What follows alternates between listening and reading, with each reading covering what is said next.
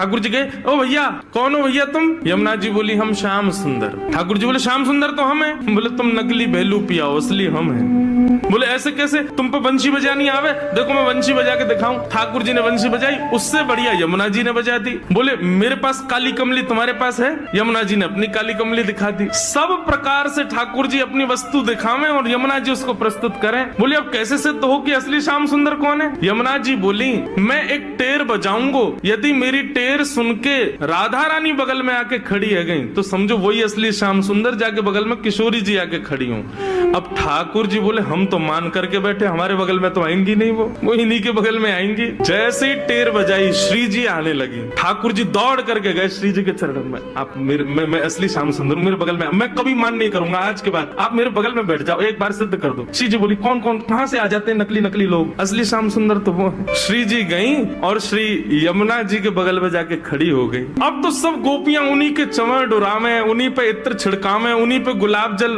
अर्पित करें, सिंहासन पे उन्हीं को बैठावे, उन्हीं को भोग लगावे और दूर करे श्याम सुंदर रो में। बोले मैं हूँ असली श्याम सुंदर, जे कहां से नकली आ गया है। जैसे श्याम सुंदर रुदन करने लगे, श्री जी बोली अब ठीक है, अब मान खत्म हो गया है, अब आप बुला लो। तब यमुना जी गई, बोले श्याम सुंदर आप ही हो असली श्याम सुंदर? हम तो श्री यमुना जी, हम तो यमुना महारानी है। बस आपसे एक ही प्रार्थना है, आज के बाद वचन दो हमारी श्यामा जी को कभी कष्ट नहीं दोगे। तब श्याम सुंदर ने यमुना जी को वचन दिया। बोले आज से हम नियम लेते हैं कि जब ये मान करेंगी तब हम इनको मनाएंगे, और जब हमें कोई बात बुरी लग जाएगी तो वह भी हम इन्हीं से कह देंगे कि हमको ये बात बुरी लग गई है, मान करो आप ही, हमें ये बात बुरी लग गई, आप ही गुस्सा हो जाओ, फिर तब भी हम ही मना लेंगे। यमुना जी बोले हाँ बस यही नियम रखना, आप कभी मान मत करना, श्री जी ही मान करें।